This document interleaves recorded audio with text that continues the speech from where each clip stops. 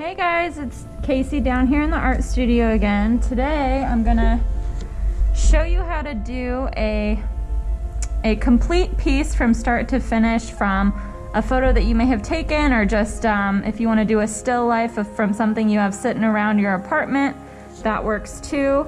Today I'm going to be doing a little painting with gouache, which is similar to watercolor painting. This is the picture I'm going to be working from. I'm not sure how clear that is for you guys, but it's just a picture that I've taken of a little bunch of flowers. So I'm going to do the initial sketch in pencil, and then I'm going to do the piece in the watercolor. I like to use these Chinese painting brushes. They're called Sumi brushes for the painting, and then when that's dry, I'm going to do some of the outlines and sharpen up some of the details in pen. So here we go. I've taped off my canvas here. It's easier, I mean, working from a sketchbook, and so I like to have a smaller section to work from.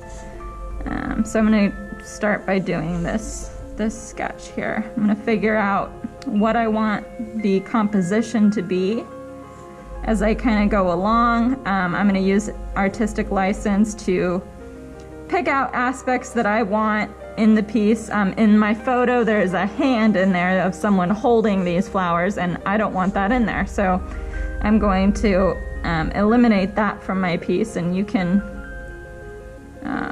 add or remove whatever you want and to suit your needs and your tastes.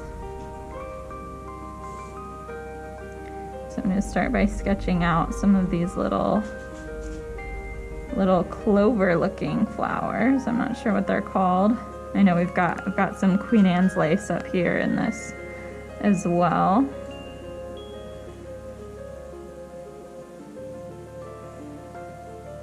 So I'm just going to put in some pretty kind of light lines just so I know where I want things to go. I'm not going to do a lot of detail. One thing about gouache as opposed to watercolor paint is that it is more opaque, so it's more forgiving. With watercolor, if you went in here and did a lot of pencil line work and then tried to cover it with watercolor paint, you'd be able to see these pencil lines, and it would be a lot harder to cover those up. But with gouache, you can do that pretty easily, but I'm still going to keep these lines pretty light. I want this little flower to be here.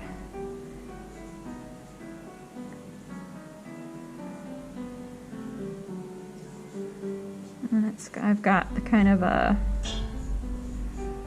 this one looks like a thistle maybe of some kind. It's kind of a spiky flower here. I'm just gonna do the outline of that.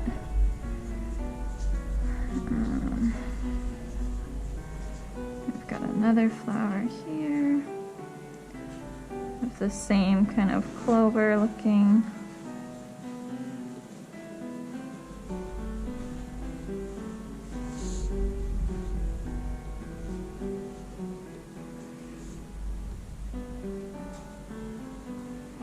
I hope that's not too light for some of you to see. I'm trying to keep it pretty light, but you'll be able to tell when I go back over with the paint. So I'm going to have kind of a bigger flower here in the front.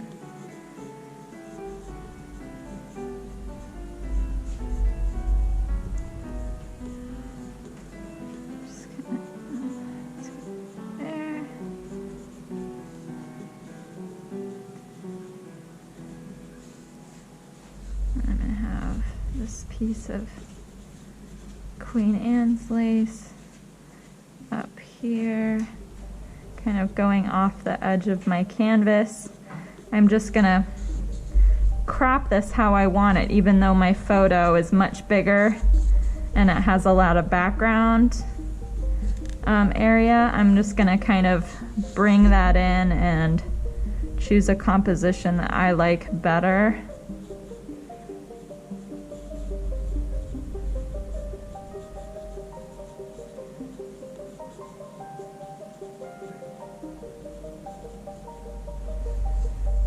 So I'm gonna have the 2 pieces of Queen Anne's lace here. And then this kind of clover flower here, and one here.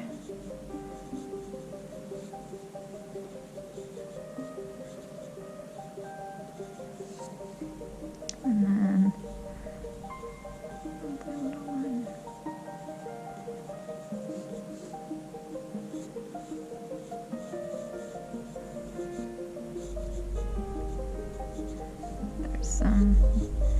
There's some dark leaves down here that I'll just kind of fill in later. It's not going to have a lot of detail. I'll have a stem coming up to another.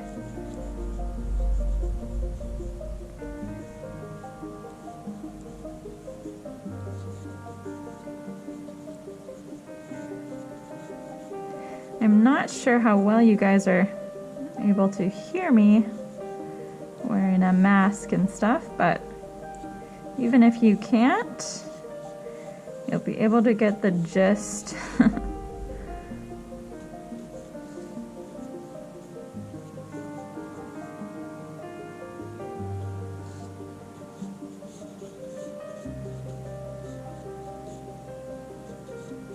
Another thistle flower kind of here that runs into this one, another one here. Some leaves.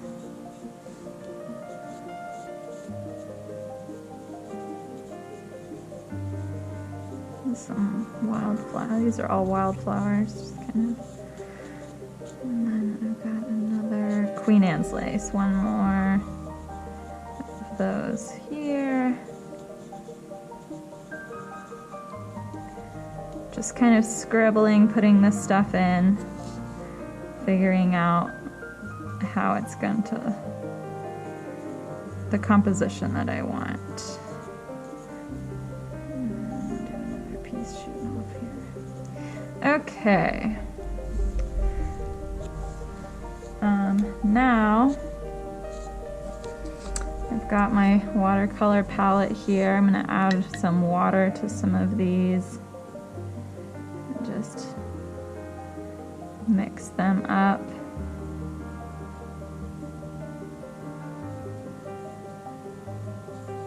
So we've got some of these some of the greens.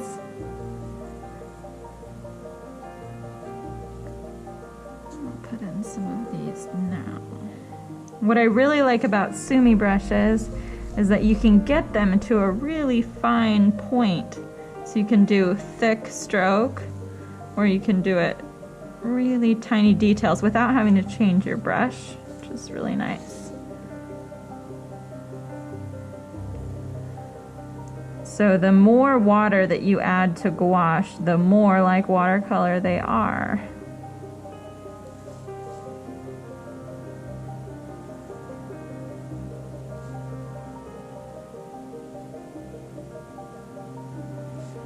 Okay, I'm just gonna have Chris speed this up and you can kind of follow along with me as we go.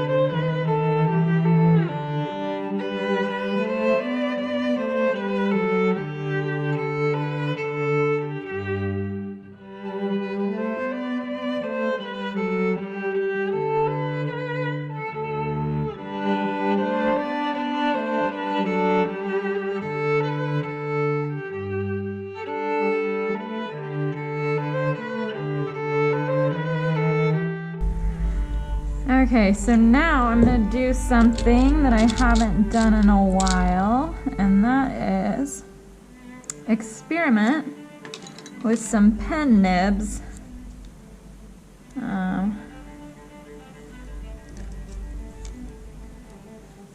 And see about putting in some finer details. I've got this white ink here, and I'm gonna see if that works. If not, I'm gonna put in my details in black ink.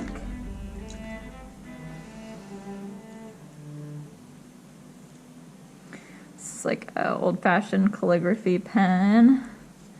And I'm gonna just dip it in ink and see.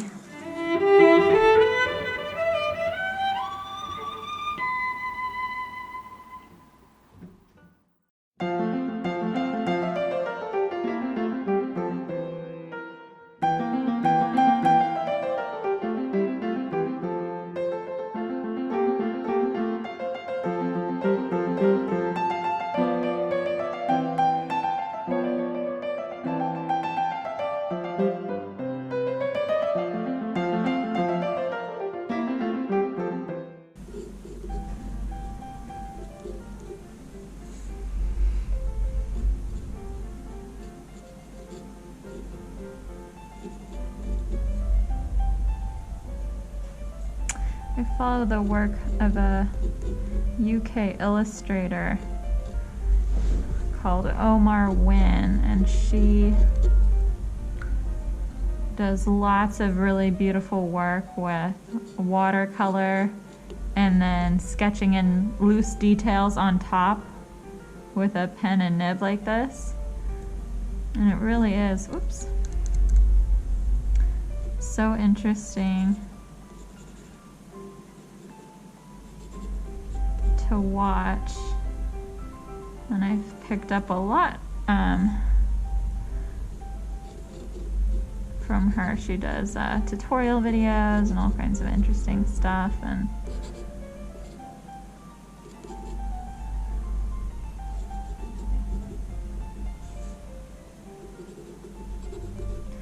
let's see about putting in some of this Queen Anne's lace over here, just kind of by scribbling.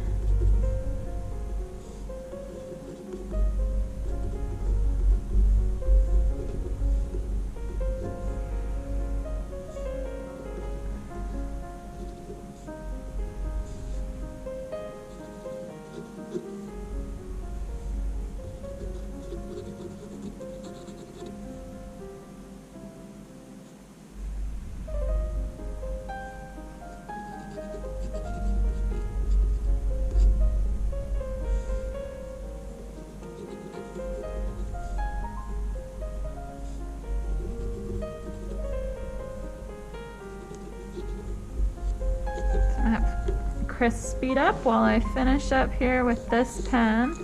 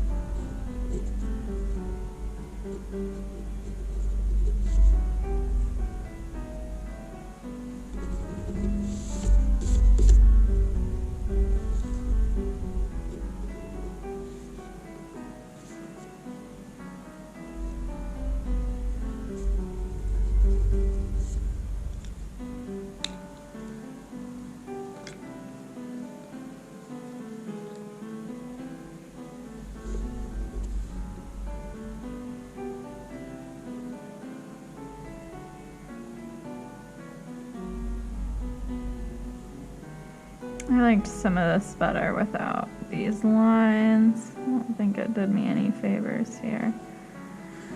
So I'm gonna blend some of that back out. I don't mind it there so much.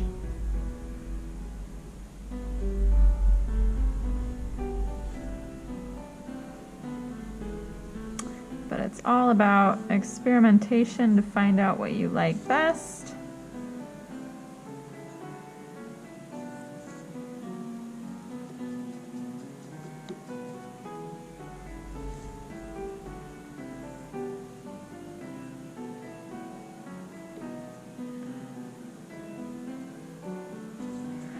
Okay, I think that's about it.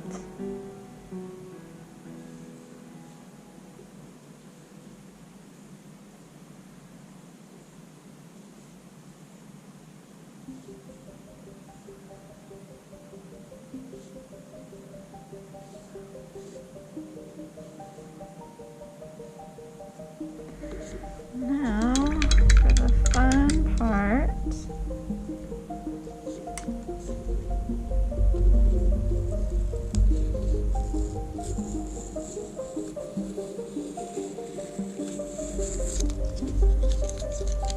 That nice clean edge. You want to peel your tape away and not this way, because then you might tear into your piece a little bit. So always tear away.